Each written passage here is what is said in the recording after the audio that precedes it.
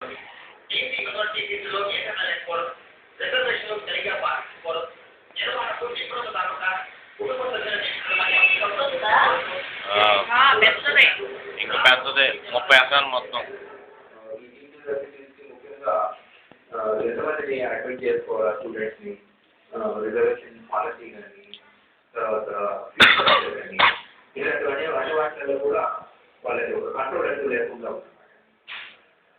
విద్యా సంస్థల యాజమాన్యాలు రాజకీయ ఒత్తిళ్లు లాబింగ్ ద్వారా తీవ్ర హోదా తెచ్చుకున్నాయంటున్నారు నిపుణులు. విద్యా సంస్థల ఒక ఉన్నత స్థాయి సర్వీస్ చేయాలని విద్యావేత్తలు కోరుతున్నారు. బాగుంటుంది. ఎంత ఉన్నగా నెగిటివ్ ఉంటుంది.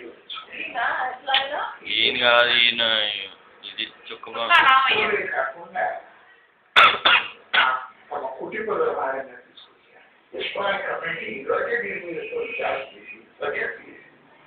అలాగే పార్లమెంట్లో బిల్లు తీసుకున్నారండి.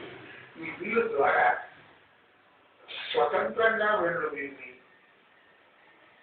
నియంత్రించాలి. కమిటీ సిఫార్సుల్ని ఖచ్చితంగా అమలు చేయాలని నిపుణులు సూచిస్తున్నారు.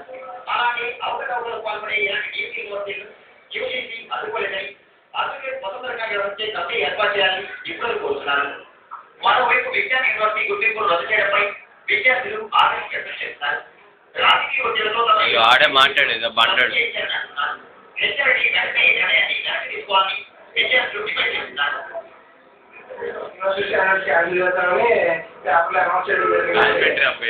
ఫస్ట్ లో అందించారు స్టాండర్డ్స్, ఇప్పుడు ఎందుకు అందించారని అడుగుతున్నారండి. ఫస్ట్ లో యూనివర్సిటీ ఎలా ఉందో అలా ఉందని, ఇప్పుడు ఎందుకు అందించారని సెంట్రల్ గవర్నమెంట్ ప్రశ్నిస్తున్నాం. దీనికి ఇప్పుడు మాకు యూనివర్సిటీ క్యాన్సిల్ అవుతే మాకు 1 year వేస్ట్ అవుతుంది. దీనికి వాళ్ళు ఏం చేస్తారో మాకు సమాధానం మాకు ఈ యూనివర్సిటీ మాకు బాగా నచ్చింది.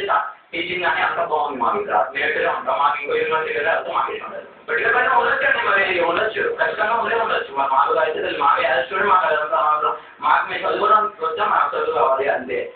ఇలా అర్థవంతంగా యూనివర్సిటీ గుర్తింపు